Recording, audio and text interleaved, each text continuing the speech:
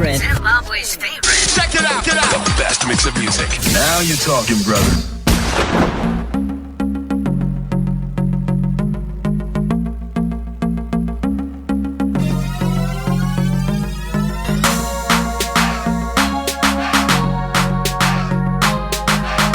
Our time right now is 28 minutes past 1 o'clock, and we are getting into Center Stage. Welcome to it. And this is a part 2 of Center Stage, because as you know, we don't do Center Stage on days outside of Tuesday. We usually alternate between Tuesday and Thursday, but no, between sometimes it's Tuesday, sometimes it's Wednesday. But today we have it on a Thursday as well, because we got so much feedback and so many requests came through to the office as well as to the station. People were requesting, please bring Elder Machando back into the studio. So we decided to bring him back, and we just want to speak to him about a lot of things. Good afternoon to you, Elder.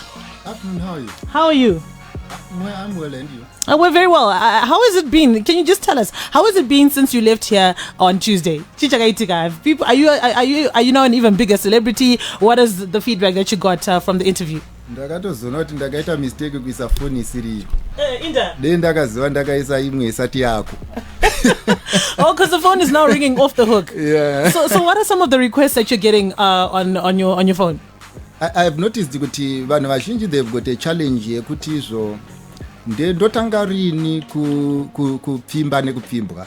Ndinoudza mubereki rini vabereki nevana vanenge vasiri kuwirirana pamachoices. Okay. So by the end of the day panenge patori nemakakatano makuru zvekuti ma-relationships mazhinji underground because vabereki havadi kunzwa nezvazvo. Wow. Saka ndonyaya dzamuri kubvunzwa nevanhu idzodzo. Yes. All right. So just in case we have people that are listening in that really don't know who Elder Machando is, have never heard of Elder Machando, and are wondering, or maybe they've heard of you and they're wondering, who is this guy who is on radio today? Can you just tell us a bit about you real quickly? Indonzi Machando, ndiri mugaro wemuno muHarare, and ndinopinda Seventh Day Adventist ndokwandiri elder ikoko. Professionally I'm an engineer and I'm an evangelist. Normally ndinodila nema-issues ye-youth, saka tinotaura ma-issues from dating, courtship, marriage ne-pre-counseling tsese. All right. And you said you're an engineer. What type of engineer are you? I'm a mechanical engineer. Mechanical engineer. Yes. All right. And of course, Elder is also a family man. So some of the issues that he addresses are based on experience. I was from a book he read, a motivational book, and so forth. And Elder, when did you give your life to Christ and start getting more involved in the church? At what age? Ini ndakazvarigwa muchechi, and mai vangu ndinofunga vakaita basa rakanaka rekuti handina kuzomboda kutendeuka kubva kune zvimwe zvinhu pamusana pekuti ndakagara ndangozviiswa muropa. Saka Ishe wakangondichengeta ndirimo nanhasi ndirimo. Saka 53 years dzangu ndararama ndiri muchechi. Okay. Be honest, Elder. Have you ever tasted alcohol? I've never. You've never tasted alcohol? Never at all. Not even to be tempted one time to take a sip? It has never passed through my throat. What about maybe smoking? Once ndakambononga chigusvani, ndikambochizama, ndikabatwa chisachapera, saka handina kuzomboenda mberi.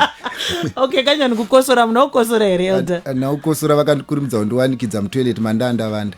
Okay, makatononga mukatoenda into the toilet. Nonga ndikaenda mutoilet ndikazobatwa yanhuhwa, vanhu vari panze vakati zviri kufamba sei. Oh, finish. Okay, so that was your almost near experience with a cigarette. Yeah. All right. You say you work with the youth as well as, you said marital counseling as well. Right. All right. And how long have you been married for? 25th year. 25th year. Yeah. I want to ask you, Elder. I think a lot of people say when you date, when you court, you feel like you know someone. When you get married, that's when you see the real person that you married. At what stage, realistically, can couples really start to see the type of person they married to? Maamumba. Issue yoyo kazhinji chinowanzoitika ndechekuti pane confusion iripo. Vanhu they believe kuti love is a feeling. Yet love is a principle. Love is a principle. It's not a feeling. It's not a feeling. Right.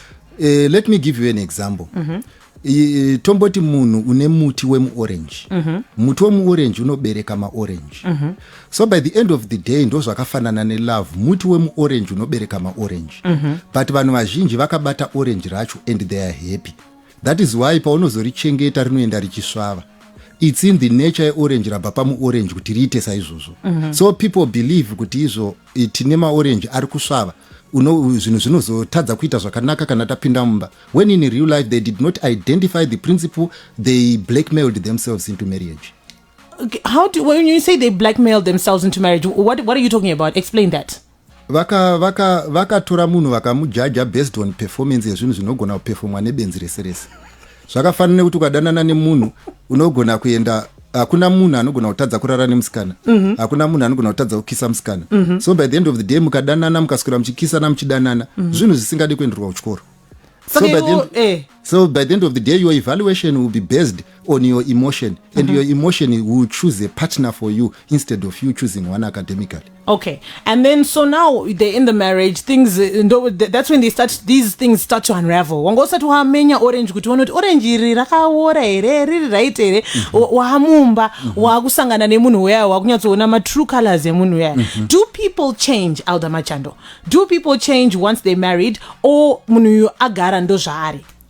Zvinowanzoitika kazhinji kacho ihembe chete dzekuti ukatenga dziri silver size unodzora.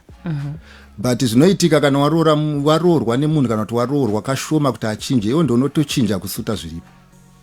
Okay, please explain that one, expand on that one. What do you mean by that? Kana tapinda mukati memhuri, ndezvekuti izvo normally zvinoitika ndezvekuti izvo kana munhu uchida orange juice uri mushopu, unotenga orange juice. Ukatenga lemon juice haugone kuinamatira kuti ite orange juice. Kunyange ukazoedha sugar ungangonzwa kakutapirira, but inoramba iri lemon juice. Aimbofe yakachinja. So by the end of the day hakuna munhu aifanirwa kuti kana aroora kana kuti aroorwa achinje to suit a person. Vanhu vaifanirwa kunotora pamusika zviri kuwirirana navo. Alright. Yes. Okay, so guys, as a counselor, as a marriage counselor, I'm sure you've encountered situations whereby couples come and they say kuti wangu achinja, aimbodai so but haachadai so. Patechipfimbana patechifambidzana. Pane actions atinoita, like mukomana anenge achifona non-stop, especially my first days, anenge achifona checking on you and so forth. Then it starts to die down. Musikanawo anenge semunada kuimpressa mukomana ane tunhu twaanenge achita tokumuimpressa. So that's why the question was, do people change? And then what do we do tazorealize tamumba kuti but munhu achinja? What advice do you usually give to people like that? Advice yandowanzopa, especially kune vasati vapinda, ndeyekuti ndavakwanise kuseparata obsession nelove. Mukaramba muri mese pangave pa WhatsApp pangave pachii, munopedzisira makufunga kuti muri kudanana when you are emotionally involved. Saka zvinozoitika ndezvoti munhu achinji, anozongonoratidza zvaari kungoti iwo mapeji waya hauna kuavhura, wainakidzwa nekafu. Wakatenga bhuku rako uchitarisa cover chete. Yes, uchitarisa panzi. Okay, and then so you said kuti people they get emotionally into it, anonakirwa neobsession. Obsession ndoya yekuti munhu wangu aripi, ndikambonzwa kuti aripi, mofonerana, ndo obsession, aisi love. Saka love manje inoita sei, Elder? Love zvainoita ndezvekuti love is nurtured. Love is principled. Love is not selfish. Saka zvinoitika ndezvekuti kana munhu achitaura nezvenyaya yelove, handikude nekuda kwepackaging, ndinokuda pamusana pekuti izvo we click.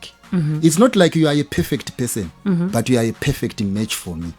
So by the end of the day, when I get a perfect match for me, ndinonyatsoziva kuti the other half that was missing something, he has been satisfied, or you can take care of that specific area. So we can go together and we can love each other even if pasina ma benefits and realize.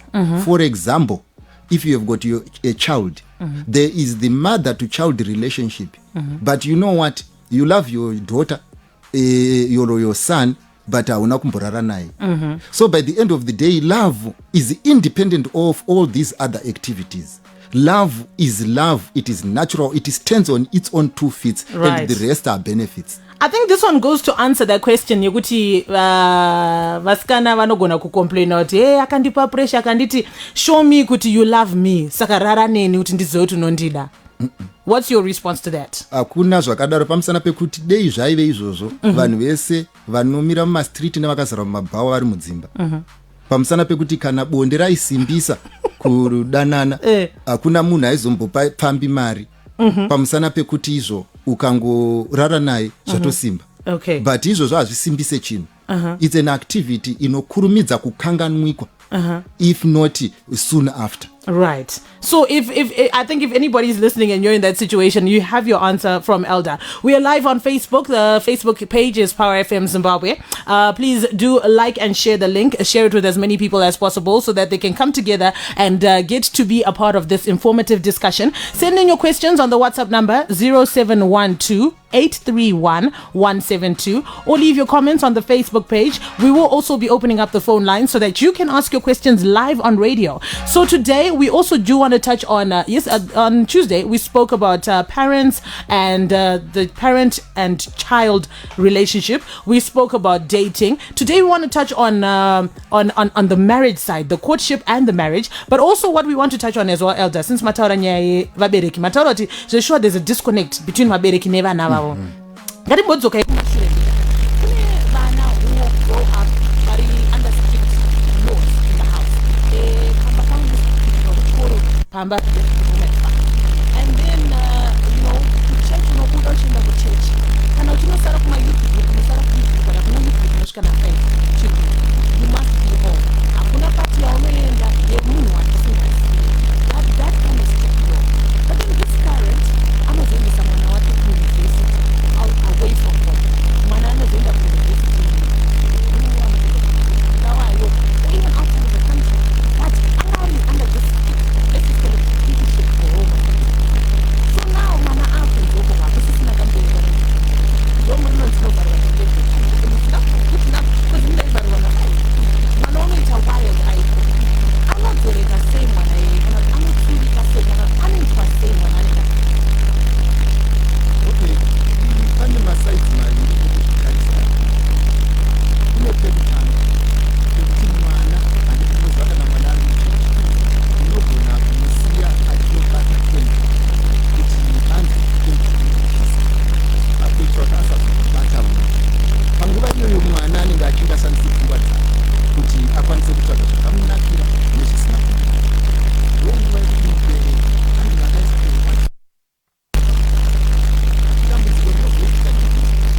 it's not the institution people are complaining about the sound. What they do, the sound too high or the sound too low, so that we can get it right now. Let us know on the Facebook page. People are complaining. Oh, there's a buzzing. Let us just sort this one out real quickly and get back because we don't want to have a situation whereby someone will feel like they missed out on something being discussed here. So just hold on 1 second. Let's get the engineer to sort it out and then we'll continue with our discussion with Elder Machando, who is currently in the studio with us right now.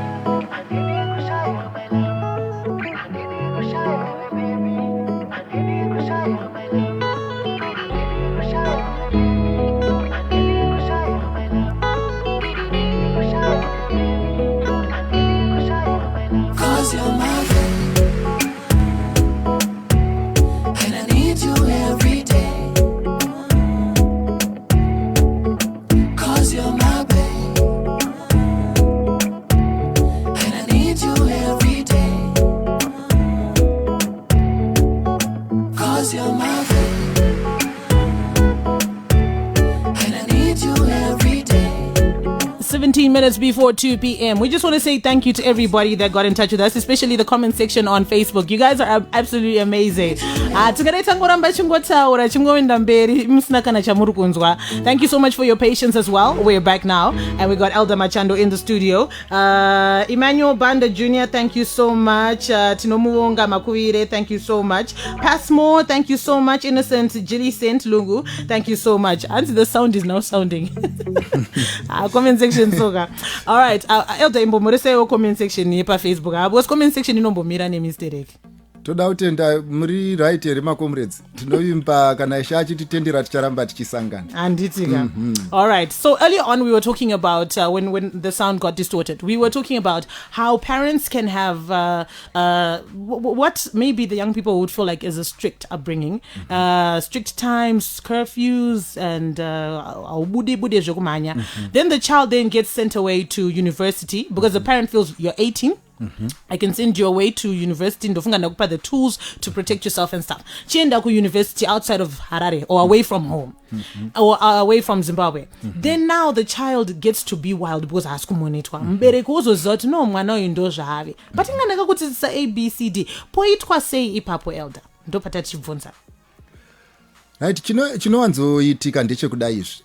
Chinhu chekutanga chatoda kuwirirana vadiki nevakuru tisinganyeperani ndechekuti hakuna institution inorwana pasina mutemo kuti umwe nemumwe anoita zvaanoda anoita madiro. So by the end of the day, even padzimba we cannot run our homes on autopilot. So amai kana baba vanogona kuita zvinhu zvavanoona kuti ndo zvichaita kuti mwana wangu aite zvakanaka. So time yekuve pasi pemurayiro haizi time yekudzvinyirirwa kusina musoro. Itime yekuti iwewe umechuwe, kana wamechua then you should earn ku freedom yaunozopiwa yekuenda kunodzidza kunze. Saka paunoenda kunodzidza kunze, the assumption iripo ndeyekuti as you were seated mumba you were maturing. Unfortunately pane imwe problem iri kuitika ndeyekuti vana mai nana baba vanochengeta vana mumba vakavharirwa padoo vozosangana nevanhu pa media kana kuti pa YouTube zvitori worse than dei vanga vatoenda kupati. Kupati aigona kunotamba asi pa media anogona kutadza kunonzwisisa kuti zviri kufamba sei. So parent paanenge ane mwana kumba anofanirwa kumeka sure kuti pamusoro pema restrictions what is it that she has fed into the child to make sure the child matures as much as she is growing. But kana pasina zvawakaisa mukati hapana zvinobuda. Unogona kutenderera ukaenda kuno ingori imbwa yakavharirwa yonzi hairume notenge yakavharirwa muyadhi, but musi inoburitswa panze chete inokuratidzai kuti inokwanisa kuruma. All right, so now mwana uyu ako but mwana ato wild Elder. Mbereki odi boss vabereki vari kuchema nenyaya idzi dzekuti mwana anenge aenda ku university but takumuona achitweka achitamba ari pa Facebook pa social media. Tochimuita sei mwana wacho? Kana mwana adaro zvinenge zvakuda kuchiitika ndezvekuti chinhu chekutanga kudzoka pamba mogara naye pasi mowirirana kuti we are not happy. Mapedza kuwirirana kuti we are not happy mochiwirirana nemwana kuti what is your problem, what is your weakness. Issue inoitika kazhinji pamunotaurirwa problem neweakness yemwana panogona kuita chimoto chekuti vanhu vanogona kupopota zvisingaite. Saka mukangopopota muchaudzwa hafu yenyaya inoita kuti mimi mufare. Asi kana muri munhu ari willing kunzwa zvakanaka nezvakaipa, mwana anokuudzai nyaya yese. Kana akuudzai nyaya yese mochitanga kuevaluate problem ine mwana iyi ndinogona kudhila nayo here, ndaakuda help here. Ngatisanyeperei kuita masuperman pazvinhu zvatisingagoni, especially kuvabereki. If ukaona kuti mudhiri mapinda mwana wangu ina handimunzwisisa handisati ndambomupinda, chitsvaga vanhu vanonzwisisa kuti vakubatsire. Where we need counseling we must get counseling. Where we need professional advice we should get professional advice. Even the fact yekuti munhu ndi elder wekuchechi kana kuti mufundisi where paasiri a professional zivai kuti izvo chake kunamatira vanhu asi zvaasingagone musamutendera kuita zvisizvo. Kune vanhu vari professional variko vakadzidza kuti kana munhu akuda counseling achida help, how do we go about it? So at the end of the day, it all comes down to communication between the parent and the child. That's what you're saying. Exactly. It's what needs to be done. All right, there's the one that came through on WhatsApp. Iri kutaura kuti hanzi Elder, inini mukomana wangu we've been dating tiri kuno ku university. But mukomana wangu inini we have an intimate relationship. Ari kundiudza kuti sha inini I want us to try and record a video, mavideo anozopedzera abuda kumachikoro ka vanhu vari being intimate. So ari kutaura kuti inini mukomana wangu is saying kuti inini I feel like you don't trust me enough kuti uite zvinhu zvakadai neni. Poitwei because ndokuri kuzobuda zvinyaya izvozvo zveelder. Vana vanenge vachidanana munhu obva ati ngatizirekodhei zvatetichiita, which is meant to be private. The reason for unhappiness irimo muvanhu vane married mismatching. Uyu watomuona kuti ndo zvaari, asi iwewe hazvisiri zvo zvauri. Saka zviri kutraya kuitwa nemwanasikana wangu ndezvekudai, ari kutora mastombo anokosha kunonhonga madiamond kukwamutare opa mukomana weshiri, anopfurisa shiri madiamonds. And ndo issue iri panapa yekuti izvo zvinhu zvakakosha zvaunovhaluiwa uye haasi kuzviona, but uda kuti azvione, adiscover the value that is in you, haazombofa akaiona. Pamusika iwoyu wato-offloadiwa, ukasabva wega unotori neproblem. Otherwise hamusi in love, you are just sexy tools. You're just okay. Saka iye anenge achitongoona kuti ayo kana enda kuda kuita anything wild ndinotsvaga munhu wangu. Yes. But kana akuda zvekunorora akunorora mumwe munhu. Exactly. All right. There is a pressure though inomboitika pane vana vadiki, and this is something also coming through on WhatsApp. Yekuti vana vadiki, they feel like kana vadanana before a certain age, which may be 24 to 26, I should be married at all costs. Poitwa sei ipapo ndiani akaseta age yekuti mwana at 26 anofana kurorwa? And does it still apply in modern day dating? Dambudziko rinonetsa nderekuti izvo social pressure haufe wakaishaya, ende unogona kuzosisira pressure isiri necessary. A person can marry or get married at any age. Munhu ane 35 years anororwa, ende munhu ane 40 years anororwa, uye munhu ane 20 years kana ada kurorwa anororwa. Advice yandingangokupa munhu ndeyekuti kana uchida kubva pamusika at 24 kwira bhazi rakusumuka. Usaende pane bhazi richiri kuidla. Yes. Because hazvimake sense. Charamba uripo. Yeah. Okay, saka it's all about kutaurirana kwenyu kuti inini ndokuda uri kundida uchandiroora here. Right. Why do you think young women are afraid to ask this question to guys? And why do you think young men are also afraid to be open kune musikana kuti inini zvokuroora handisanda kuda ndichiroda zvokufara? Vanhu vazhinji pavanopinda mumarelationships vanopinda sezvinonzi vari kunzwirwa tsitsi, they have nothing to offer. Saka by the end of the day pandinopinda murelationship inini zvandiri nditori unique, ndakatokwana, nditori right. Saka pandinopinda inini handichengetwe murelationship nekunzwirwa tsitsi. Ndinochengetwa murelationship because ndine kodzero yekuvepo. Saka kana ndichinge ndapinda murelationship ndinoisa materms. I've always said nyangwe munhu Chamvary ukanotenga huku dzako mabroiler, unotoziva kuti 6 weeks dzinenge dzichipinda mupoto. Ukatenga huku dzemazai, unoziva kuti 6 months dzokandira. Ndo zvakangofanana nerelationship. Kana broiler richiziva musi wekufa, nyangwe murelationship topanga kuziva kuti broiler ledu rinofa rini. But kana tisingazivi kuti rinofa rini, what are we doing there? So you think it is, these are questions we should ask in dating? Yes. Tisaite kunge zvetsitsi kunzwirana tsitsi kuti ndikazomubvunza anozondibloka, ndikazomubvunza anozonditsamwira. Okay, co-roles in relationships. What is the role of a girl in a relationship? Kana tiri murelationship mukomana nemusikana vane 50-50 shares muinstitution iyi. Zviri kuitika kana uchienda iwewe uri kuenda kunoona, because before you get into a relationship you should know what you want, and you should know what the future should be like. Hauende kunoudzwa zviroto nemukomana, unoenda kunoassessa capacity yekuti kwandiroda kuenda nemataya ari pabhazi iri tinosvika here. Kana iwewe ukangofunga kuti hatisviki, hamutosviki. Pamusana pekuti izvo, your conscience is your best teacher. Saka unongonosvikoasesa zviripo zvinowirirana nezvandiri kuda here. Kana zvisingawirirane usagarise, unozopedzisira wakuchengeta munhu nekumunzwira tsitsi kwete nekumuda.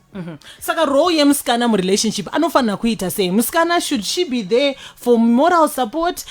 Mukomana, should he be there for financial support? What sexual support chii chiri kuitika, because tinoona mazano akomana uri kunyora story paFacebook kuti inini handipe musikana mari handidyiwe. Musikana obva ataura kuti iwo kana uchitodawo ne sexual benefits from me, you have to make sure kuti uri kundipawo something. Saka what is the role according to your understanding from your experience as well, Elder? What is the role? Because maroles aya anenge blood manje.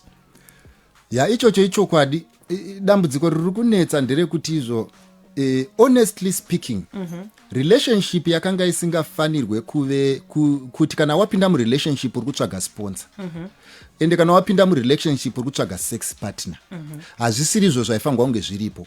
Relationship yakanga iripo kuti izotivake ukama tione kuti are we compatible. Saka kuti ndione kuti tione kuti are we compatible, what we then have to do is we are there to assess each other. Asi chinonetsa manje, when you are assessing something, chinogona kukuinfluenza kuti uone zvisiri izvo, yatinoti deceptive behavior. And what is deceptive behavior is where you are dating someone or where you are seeing someone, and that person that you are seeing anonyatsoziva kuti inini ndiri tsotsi, and to make sure kuti haufu wakamubata anokuchengetedza uri kuwimbi. Kwete kuti kuwimbi ndo kwaari kuda kuti munge muri, anoziva kuti iwewe brand dzako ndo padzinogumira, saka anongokuratidza the side that you want to see and it is done. So inini I advocate for a relationship yekuti it must be hands free. Kana nchiti hands free, ndeyekuti my assessment must not be based on what has been done to me or what has been given to me. Let me get the benefits later, but don't bribe me into making an assessment isiri correct. Right. This message came here. Iri kutaura kuti hanzi Elder, inini ndanzwa nekurwadziswa nevakomana, saka inini ndakatoona kuti zvelove zvingatonetsa. Now I just date for the money. Kana mufesi asina mari and asingabuditse bag, handina reason yekuti ndigare naye. Zvinoitika kazhinji ndezvekuti izvo ukatora tenga imbwa, nyange ukada kuipa zita remunhu inoramba ingori imbwa. Saka ndo zvakangofanana nepanapa, ndezvekuti izvo unogona kutsvaga justification yezvo wakuita, asi vanhu vanoita izvozvo zita ravo toriziva. Tinoriziva. Saka iwe unoda kuedza kujustify kuti uchichenese, but okay. 498-652 and 498-654, those are the phone numbers, as well as 0712-831-172. Now we have an issue. When we get into marriage, there is something yekuti hanzi murume ndiye the head of the house, mukadzi ndiye ari pasi pemurume handiti. But then zvinonzi ukaona murume anenge achibikiswa zvezvireva kuti ari weak akadyiswa, ukaona situation yekuti murume anenge achichairira mukadzi anenge akaneta, obva shanda asina ndakaneta, murume obva tirega ndikuchairire. Is there anything wrong mudzimba umo vanhu vari kugarisana kuti murume amboitawo mahouse chores nyangwe aine mukadzi wake? Hakuna chakamboipa pakuita mahouse chores, and hakuna chakamboipa kubatsirana. Dambudziko ringoripo is the way we were raised. Takakudzwa tichinzi varume havaite izvi, ukadai unenge wadyiswa. That's why taramba tiri compartment iyoyo. But the honest truth ndeyekuti pamba we must live and stay as equals.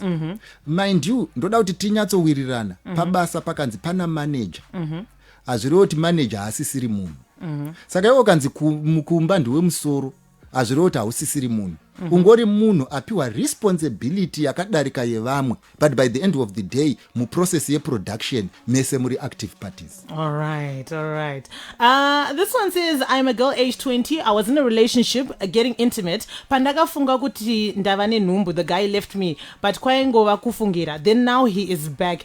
My question now is he worth marrying? Munhu anokusiya achifunga kuti nepamuviri azoona kuti handina adzoka. Ishingoripo ndeyekuti izvoka ukange une mugodhi wako wauri kuchera. Saka kana uchichera mugodhi uya unoevaluata nekuona kuti iyo matombo andiri kuburitsa umu nezvandiri kuwana zviri kuwirirana. Ende zvimwe zvacho hazvitombodi kubvunza. Unofanirwa kutongoziva kuti izvo mugodhi uyu ndiri kucherera mahara. Saka issue iri panapa ndeyoti 20 years from now tichange tichitaurirana panapa achiti izvo vakomana vazi right akandichiwestira nguva yangu, but by the end of the day zviri kudiwa nemunhu uyu wazviona ende uri kuzviprovida. What we need to do as people, we need to wake up and we need to know nguva yekubhururuka nenguva yekumhara. Ndo dambudziko guru rine vasikana rekuti zvavanoita social service. Mind you, Jairus Jiri paakavhura Jairus Jiri haana kufamba achinyenga zvirema achizvisa kumba achinyenga munhu achimisa mumba akangoti ndakunovhura social service. Kana makuda kuvhura social service musapinde muchiti izvo tiri kupinda tiri kudanana. Haisi social service. Haisi social service. Is it fair for me to take care of her financial needs and her other needs when she denies me sexual benefits? Haana zvaari kutengesa munhu uyu. Ndo ishu iri panapa. Saka pauri kuburitsa mari hapana chauri kutenga. Uri kuburitsa mari as a sign of appreciation. Ende chiri kufangwa kuzikanwa panapa ndechekuti izvo kana munhu apa mari kune munhu hauna hapana zvawatenga. Hapana zviri kutengeswa. Unobva ipapo uchingoziva kuti ndadoneta sezvatinoita mapofu ari mustreet tikakanda mari muya tobva tisina chatinacho. Ndo zvakafanana nekupa musikana wangu mari kana kumuendesa kulunch. I should expect nothing. Ndiri kungomuratidza kuti kana taatese ndo mararamiro atichange tichiita. All right. Elder, this one says, wait, Anzi, how far into a relationship should we discuss marriage? I just got into a relationship. I need to know when it's okay to discuss with my boyfriend without seeming desperate. I think Elder Mamato upindra mvinzo, but just, we got 30 seconds. Just real quickly, ingomudze gaga boss mambo upindra mvinzo. Handiziva kuti ukakwira bhazi unobvunza waakupi kuti tiri kuenda kupi.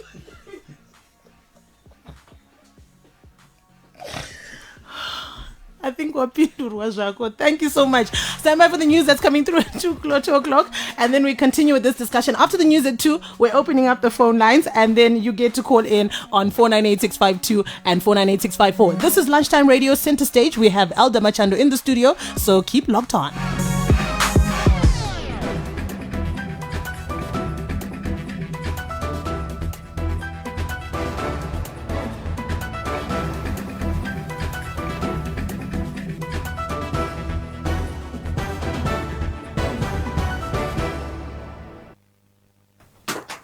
Good afternoon. The news bulletin read by Jerome Peresu.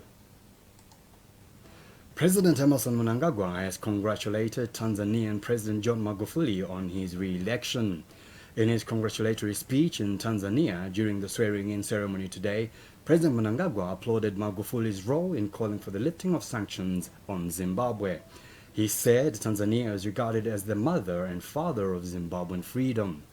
President Mnangagwa added that Tanzania is the bedrock of Pan-Africanism.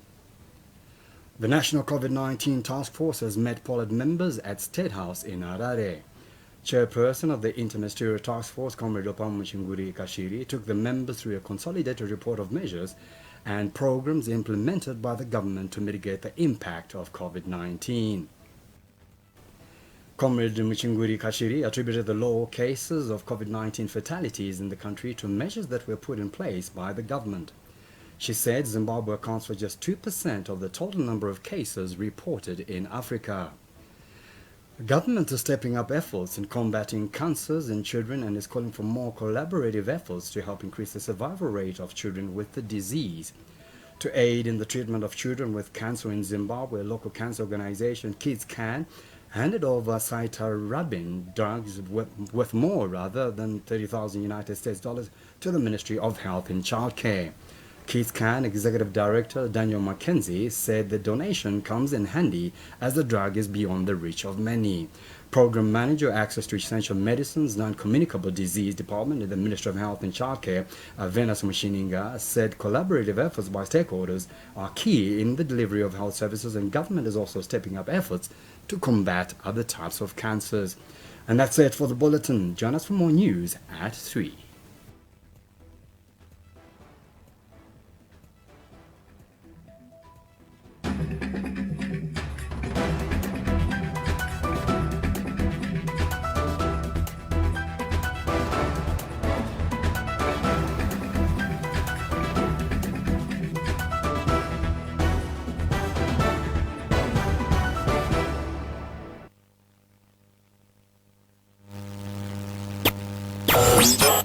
A people without the knowledge of their past history, origin and culture is like a tree without roots. How much do you know about Zimbabwe?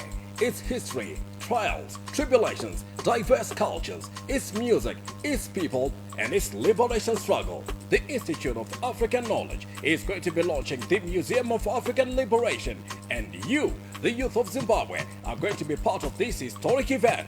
If you are between 16 and 40, listen up. We have a Chimurenga music competition that is going to be running in November on Power FM Zimbabwe.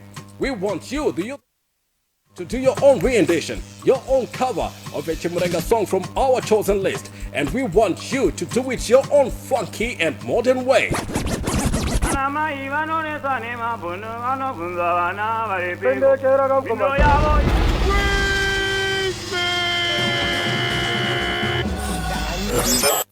A people without the knowledge of their past history, origin and culture is like a tree without roots.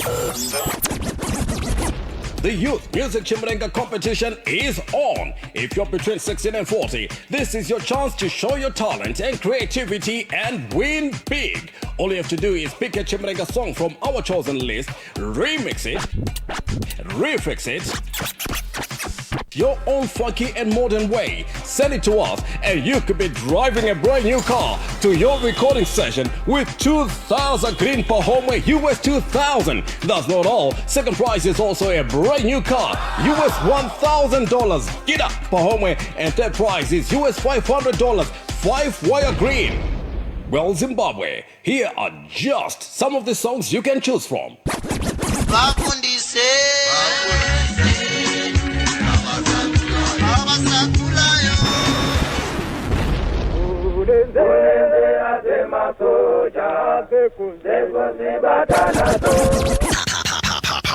The full list of the songs can be found on our Facebook page, Power FM Zimbabwe, Twitter page, Power FM Zimbabwe, YouTube channel, Power FM Zimbabwe, website, powerfm.co.zw, and of course, you can tune in to Power FM Zimbabwe. Rules and regulations of the competition can also be found on those platforms. Submissions will run from Monday, the 2nd of November 2020, and will close on Monday, the 23rd of November 2020, and thereafter, voting will commence. All submissions are via email, and the email address is chimurenga@zbc.co.zw. No late entries will be accepted. It is brought to you by the Institute of African Knowledge and Zimbabwe's #1 radio station, Power FM. Power FM. Power FM. Power FM.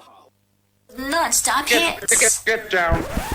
Panado, panado, come done with that panado, panado, panado. We don't stop the music. Panado, kana, aiwa bodo, mukataro, Continuous hit music.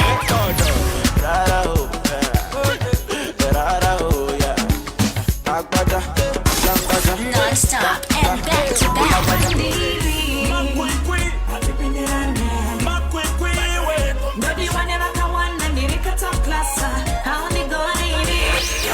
Power FM Zimbabwe.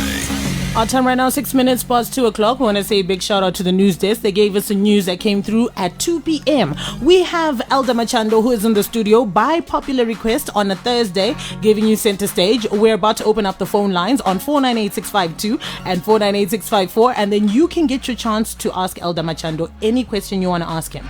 Before the news, we were speaking about a whole lot of things. We touched on dating, courtship. We also touched on marriage, the roles of the man and the woman in dating, as well as in relationships. And right now we're going to open up, like I said, for you to ask your questions. So Elder, there's a question that came here. Anzi ndakamboda nemkomana wangu 2018, and then akazosiyana neni achiti unondipa stress, akazodzoka this year akukumbira ruregerero tikadzokerana, but now he's saying ukundiitisa loss. Ndoita sei naye because pandakamubvuma akabva andiblocker and always discussing our relationship with everyone else besides me. Zvinowanzoitika mustoro ukapinda ukatenga panguva yekupiwa chenji unogona kuignoiwa nemunhu wangu uchimbotenga kwauri because haasisina chaari kutarisira kubva kwauri. Ndo zvakafanana nemurelationship wakafanana nemunhu amirira change. Ende munhu amirira change haatikurumidzai because vari kumbosevha vari kuya nemari iri kutenga nechange yacho iyoyo. Yes, saka by the end of the day zvakanyanyisa kukunakira is to count your loss and run. Okay, Elder, mnoti chine mkomana anotsamwa if I refuse to cook and clean and iron for him. Anonditi hanzi uri musikana wangu saka unofanira kundibikira nekundiainira nekundiwachira. Ari kungokuratidza zviri mangwana ndikwamusana pekuti izvo kune mamwe maproducts anonzi testai kana muchitenga ndo test yacho yawapiwa saka iwewe wochingoona kuti unozvida here kana kuti hauzvide because ari kutsvaga munhu webasa. Okay, Elder, what's your view on interdenominational marriages? Zvinobuda here kuti mukomana weku Savada anopinda Savada can then marry maybe weku Jehovah's Witness or maybe Pentecostal church? Kupinda machechi akasiyana zvoreva kuti mafungiro enyu akasiyana. Really? Okay, I think he's straight to the point. I traveled to see my boyfriend last Saturday. He stays in Bulawayo. I refused to be intimate with him and came back on Monday. He is breaking up with me because of that. But if what yangu yeku travela kunomuona ku Bulawayo, askuiona, I even had to lie at home and kubasa, risking my life. Kodaenda kaita road accident. He doesn't appreciate that, but arutsamwira intimacy. Is it worth it kumunyengerera? Because I have been, and he is saying it's over. But ndo muda kuti zvapera. Should I accept and move on? Handisi kuti ndo zvauri zvandiri kutaura panapa izvi. Ndoda kungokubvunza mubvunzo uyu kuti utinyatsoreleta kunyaya yako. Ndati tiinini Machando ndikaenda mustreet ndoona musikana akamiramo vanoda kuti vanorara nevanhu vapiwe mari. Ndoenda naye kumba kwangu ndonorara nichimunamatisa. Unofunga kuti anofungei? Ndo zvakafanana neishu iri panapa. Pawakasimuka uchienda uyu munhu wawaiendera ndo zvaakanga atotarisira kuti hakuna munhu unosimuka kubva pamba pake achienda kune munhu anogara ega unomutaura kuti ndanguuya kuzokuona.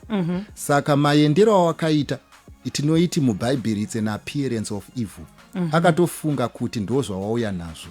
Saka kusatomukupa kwawakaita zvakamugumbura. Asi chandoda kukuudza ndechekuti izvo magumbukiro ake aakaita awatoita iwayaya ratove toi rako mukomana iyeye. Ukamugumbura kechipiri anoita muranda wako. Right. Now, Elder, I want to ask, mukutaura zvekuti musikana anenge abva from far achinonona mukomana out of town and sorry. So now what should be done in dating? Ini ndikuda nemukomana anogara Bulawayo ndogara muno muHarare. Saka ndozvifambisa sei kana ndonona mumwe wangu? Do I go mumba make or do I look for a relative wekunoshanyira? Ndozvifambisa sei ipapo? Vanhu vazhinji vakarumwa nembwa vakarumwa nedzavaifunga kuti hadzirune. So by the end of the day mamwe ma-situations anoita kunge ari harmless anogona kupedzisira akukudhurira. Zvakanyanyisa kunaka munyaya idzodzidzi ndezvekuti mukomana ndauye kuzokuona ende ndaakuonere pekuti izvo hapana chinogona kuitika kwauri usingade. Asi kana mazotsvaga place yekuti zvinogona kuitika the interpretation iripo ndeyekuti uri kuzvida. So by the end of the day kune munhu asingade kurara nemunhu usamupe mukana wekuve panorarika naye. Okay, I think wazvinzwa muminduro yakwe. Anzi, my boyfriend tries to hug me and give me a kiss on the cheek. And is that considered promiscuity? If I'm going to let my boyfriend touch me and kiss me, is that being promiscuous? Maybe rega ndipindure nekubvunza mubvunzo. Tomboti mining, ndofunga unoziva mining. Chinonzi mining chi kuita ikusinga mashafti here kana kuti open cast mining futi. Ndo zvakangofanana naipapa. Zvimwe zvacho kukisa kubata kubvisa munhu hembe. Mining it's open cast but very soon munosinga mashafts. Mazvinzwisisa ka anonymous matibata muchibvunza mubvunzo 498652 and 498654. Now's a chance for you to call in. Please do remember this is a family listening station. We have all age groups that are tuned in right now, and also today a very senior man in his church. So please keep your questions clean and be mindful and respectful that this is a family listening station. Power FM, hello. All right, Power FM, hello. Hello. Hi, can you turn down the volume of your radio, please? Okay. Please turn down the volume of your radio when you call into the radio. Otherwise, we'll be forced to hang up the phone. Power FM, hello. 498652 and 498654 0712-831-172. I have my boyfriend. We've been dating for a while, but he always has excuses when it comes to seeing me. Panaitwa sei papa. Alright, yauri kuitwa nemusikana mukomana iyeye haana kupusa, akachenjera. Machenjerero aakaita ari kushandisa principle yatinoshandisa kueconomics yekuti scarcity creates demand. So by the end of the day ndo patinoti padzinorowa matumbu ndo kwadzinomhanyira. Chichaita kuti ufunge kuti uri kumuda inyaya yehate iri mauri. Pamusana pekuti izvo method yaatoshandisa iri kuita kuti umude asingadiki. Tinoiti it's a deceptive behavior, right, creating value by scarcity. All right, saka ari kupa picture yekuti anodika but haadike, saka ndo deceptive behavior wapindurwa. Power FM, hello. Hi, what's your name and where are you calling from? Taurai. Taurana Elder. Inauya kuti order vanhu vari kutaura zvavo zvari kutaura, but ivo vanhu havanyazo ipoint clear kuti vamwe vanhu vari kungoshandiswa mulingi pasina kana rudo ruri kushanda ipapo. Because end of the day vakomana vari ngoda chiri isex havasi kumboda vasikana vari kungouswa navakomana. Dai vanyatsodzidziswa kuti chinonzi relationship chii kwete kuti sex ndo relationship ayo. All right, so are you saying kuti you're in agreement with Elder kana kuti uri kupikisana naElder?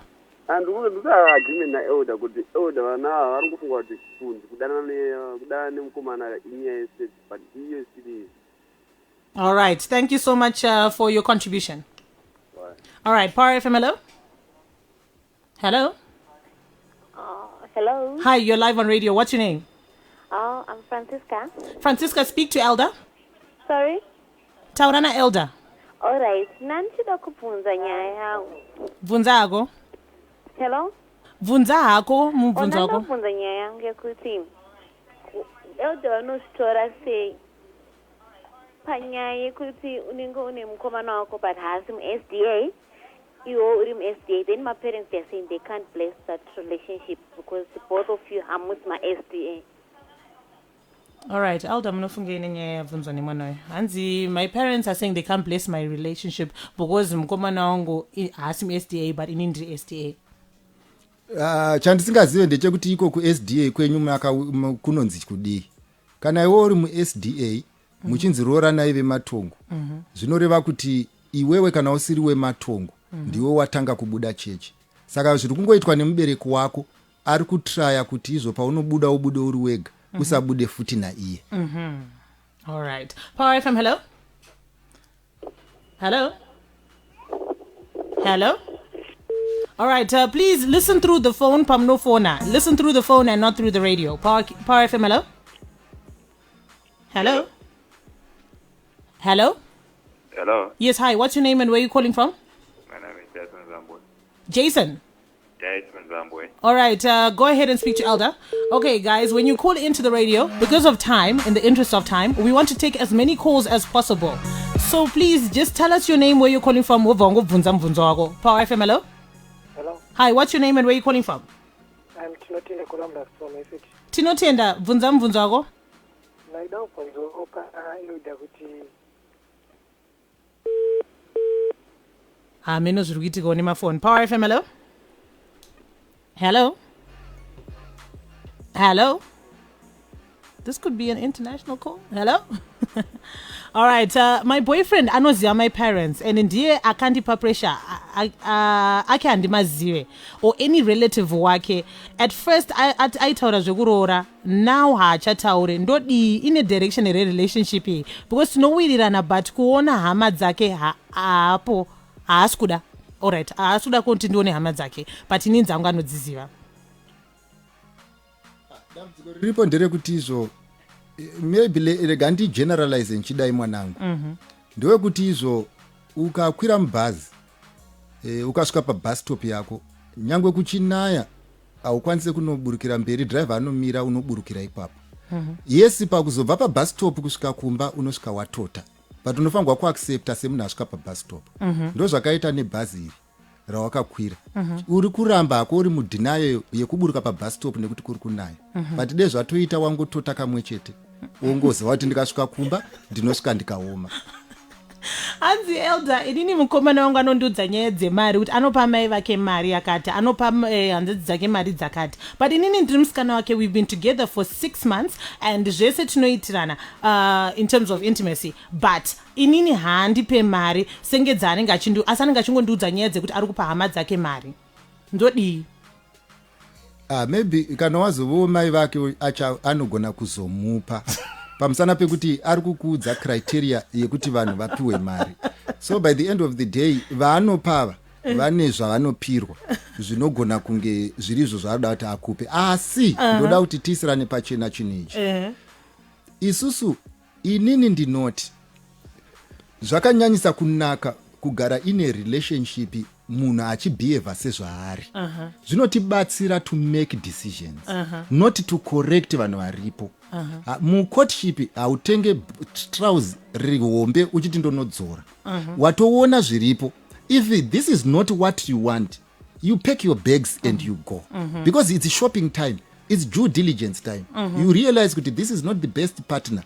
And you continue with that uchifunga kuti anochinja. Zvinozonetsa mangwana. All right. But Elder, ivo vakomana panenge vachiudzawo vasikana ava kuti nini ndapa mai vangu izvo soda kuendesera mai vangu grocery, izvo so ndoda kundai so ndanoita 10,000 ndanodai. Anenge achimuudzire chii semurume? Can you explain to the women? Anenge achimuudzire chii nyaya idzi if he has no intention of giving her money? Muchikaranga kana vanhu vakabika sadza mbodza, hatidaidzire kuti sadza imbodza, tinoti izvo sadza inyoro. Kuitira kuti vanhu vabika sadza vazvinzwe nelanguage yakadzikama kuti tati sadza imbodza. Ndo zviri kutaurwa nemukomana. Ari kukudza kuti capacity yekuzviita ndinayo, zvinhu zvacho ndinazvo, handidi. All right. But handisi kuda kupa iwewe. Ine achadya but asi wewe. Yes, asi iwewe hapana changu chaunodya. Ndo zvatotaurwa ipapo. Anna Dylan, I'm in love with this lady. Whenever she asks for airtime, I don't send it, and I don't send it to her. Anobva andibloka. And zoti vanozvambloka naye kana azoisenda kana kuti chi. But maybe inini ndine confusion.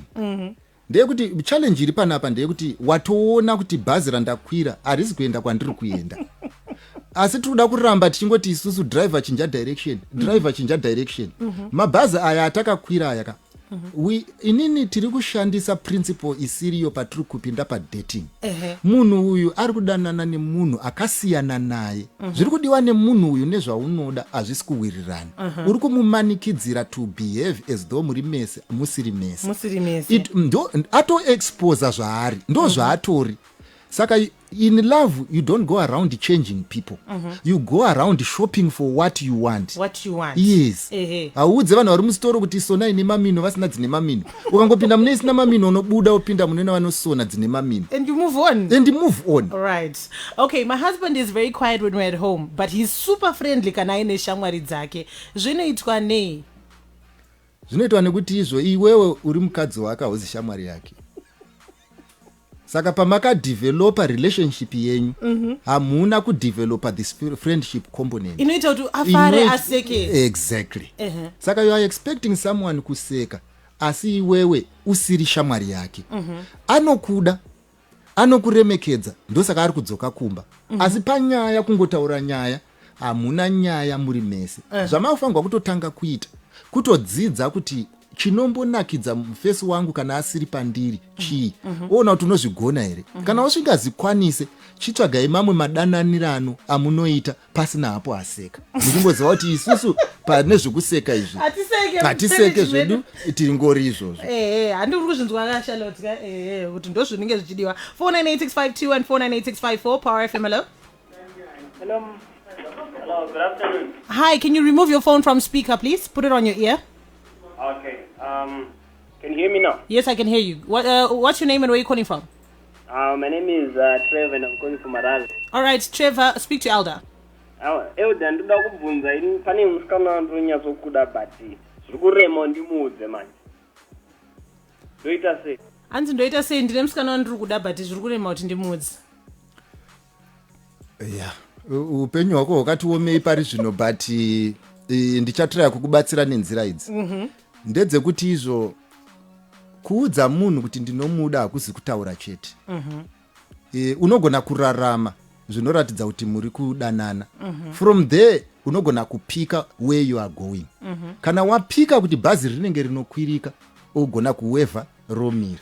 Asi ukapika kuti bhazi iri rutoradza kuti riri kuwedzera speed, inini pandiri kuti ndoda kukwira, ombva watoziva kuti izvo iri handinei naro. Saka that fear you can conquer it by getting closer to the lady. If she accommodates you, fair and fine. Right. If she doesn't, then you make a decision. All right. Inini ndine musikana wangu andiri kudanana naye. I love her very much. The only problem ndeye kuti muhombe kwandiri by 6 years and ane mwana, inini handina mwana. Ndiri kushika kuti kuna ndaenda naye kuna amai vangu anogona kumuramba. Ndoita seiwo Elder, munhu wangu ndomuda. Kana uchimuda musabvunzane mabirth certificate.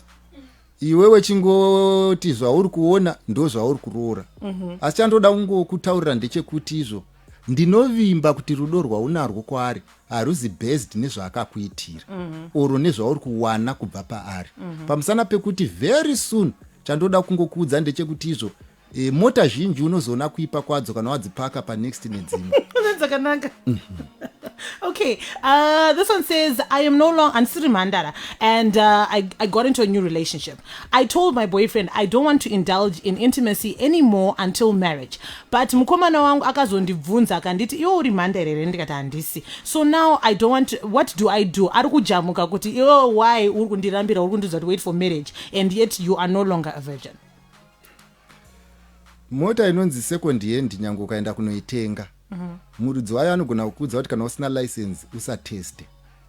Kana iwewe waona kuti izvo handidi mota yandisina kutesta, zviri nani kuti uende because yanotya risk iripo. Ndo zvakafanana neissue iri panapa. The fact yekuti ndakamborara kumwe hazviri kuti ndakuda kungorara kwese kwese. The fact yekuti izvo ndakanga ndiri tsotsi hazviri kuti ndinongoramba ndiri tsotsi. When I decide to change, I've decided to change. I'm a new person. If you do not accept that, usandidzorere kwandakanga ndiri.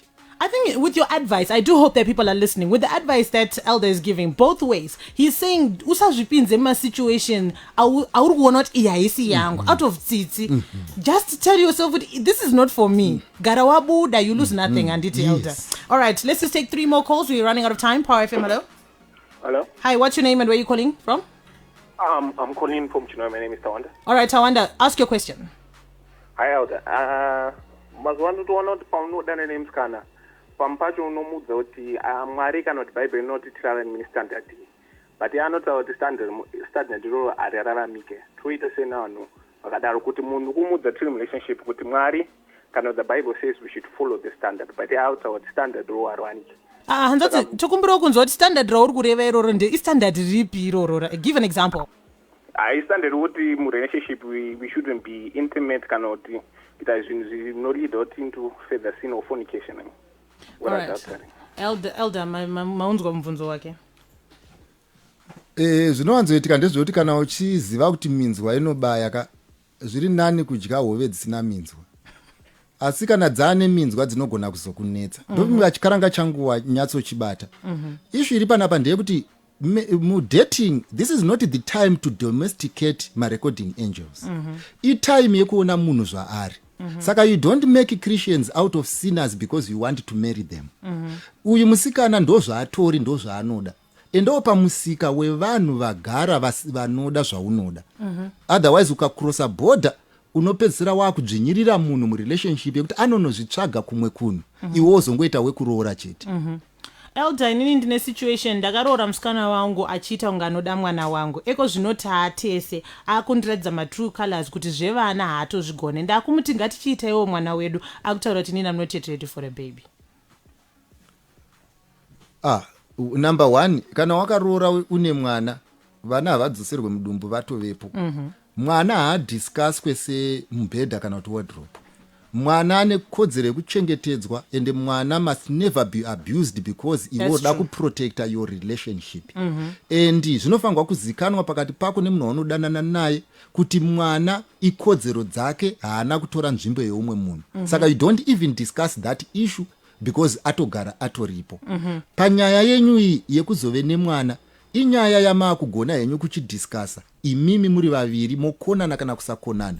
Asi dambudziko randiri kuona nderekuti izvo wakajambira mubhazi richimhanya. Saka iko zvinezvi wazoudzwa kunzi harisi kuenda kwauri kuenda, uri kuenda ku-wrong direction.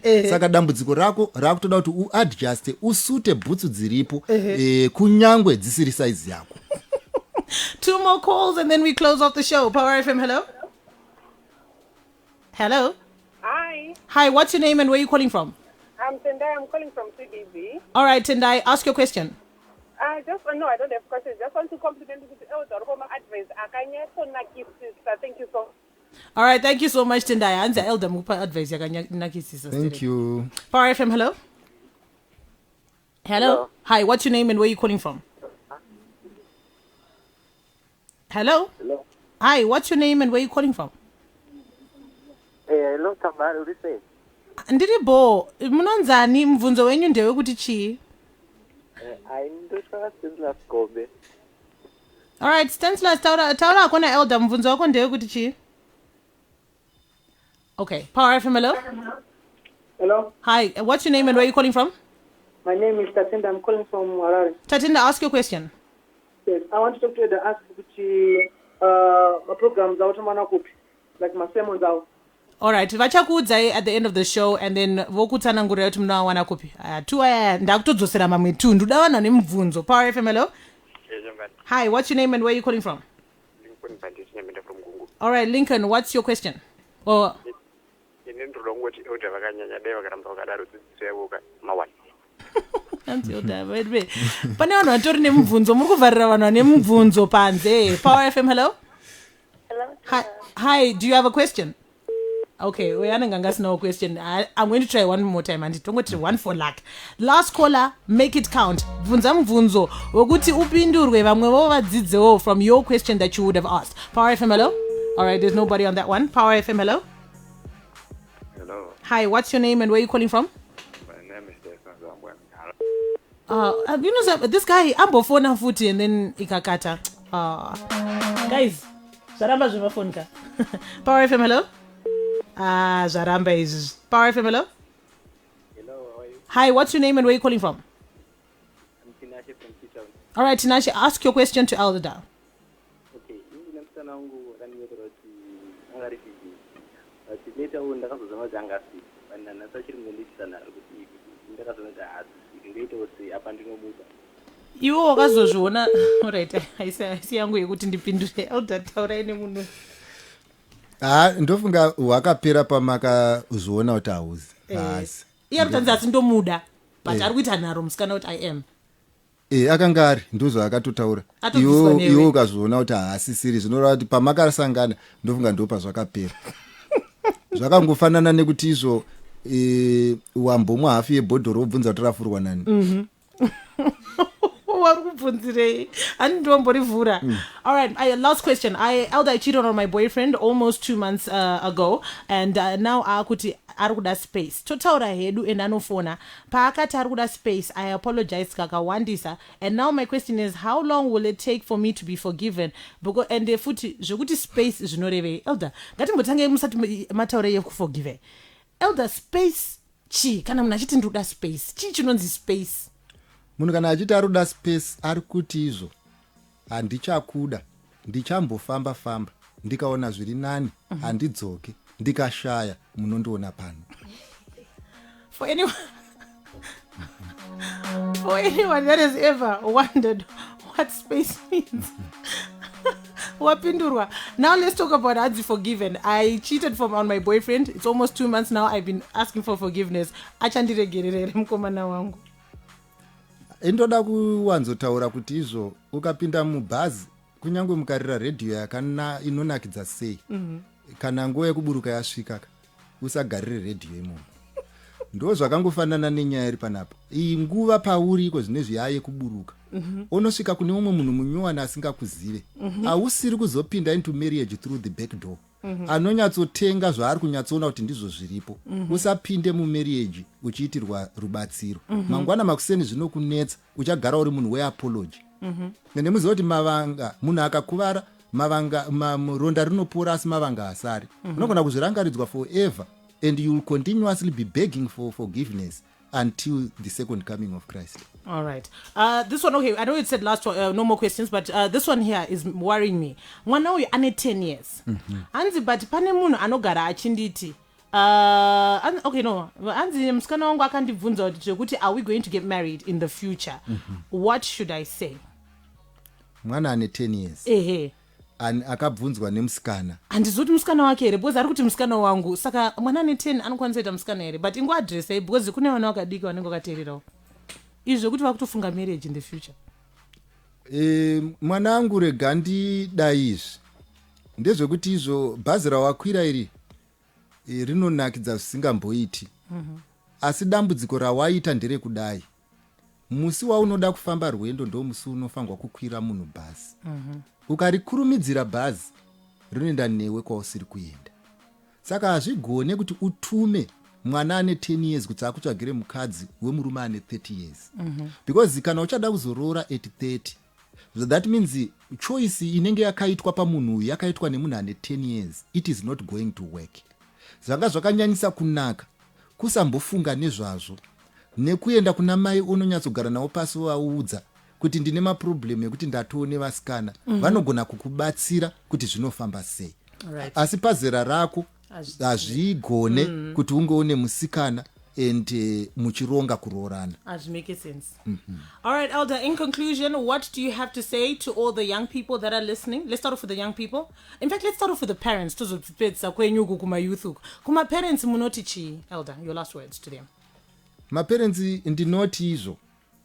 Vana vedu vazhinji pavari kukura vari kudzidza by trial and error when we are there. Ende kazhinji kacho zvinhu zviri kuitika zvinhu zvinozikanwa nesu mudzimba vanhu vakuru. But we never sit down with our children and talk to them. How will they appreciate our brand?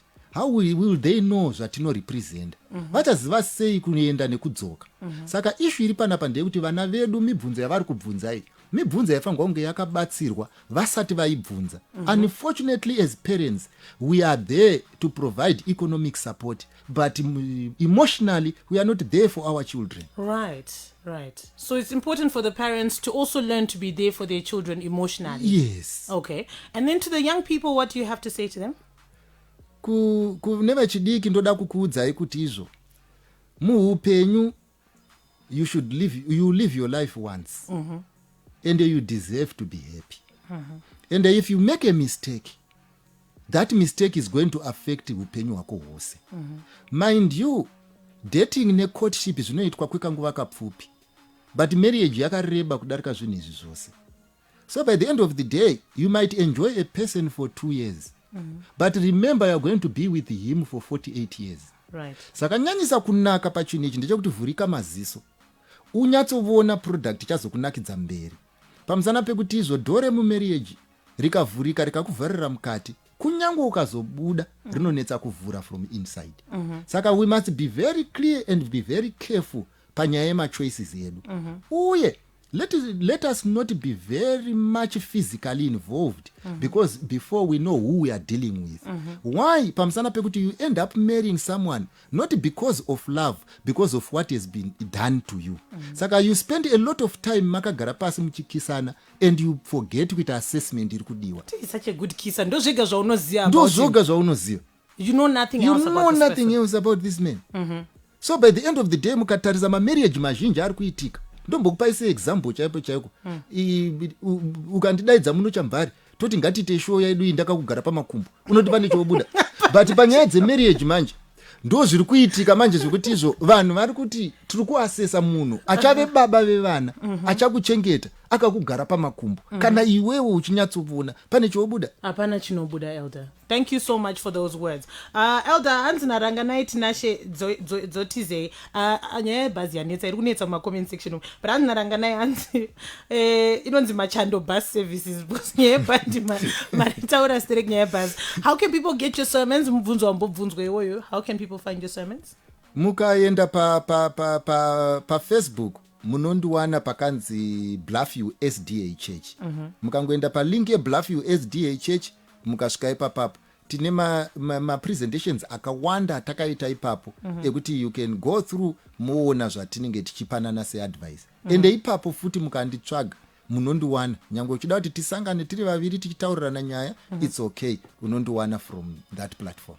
So we're going to give out Elder Machando's phone number that you can contact him on.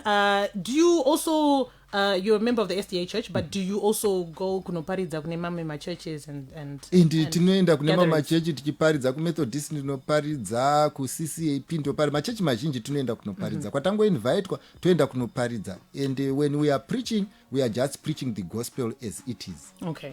A big question that also I think is something that we need to highlight, because last time takapa phone number, what times can people call you on, because we also need to be mindful and respectful of the fact that you're a family man and akuna business no for 24 hours.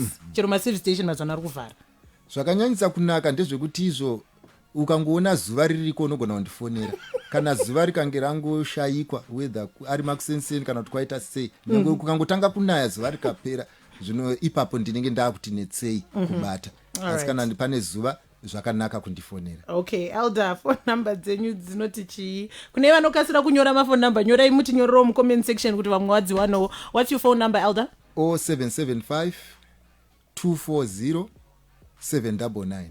0775 240 799. Vaya vari quick nema fingers, please type in my comment section vamwe vaonewo phone number dza Elder. Please also remember hanzi Elder zonge zuva ririko munovafonera, asi kukangoitawo makore kuti kuri kunaya mongozova kuti zuva racho raita sei ravharwa. Okay, the number one more time before we go. 0775 240 799. Thank you so much, Elder, for coming through to Power FM. And I think it was a very informative program. Thank you very much. Thank you very much. God bless you.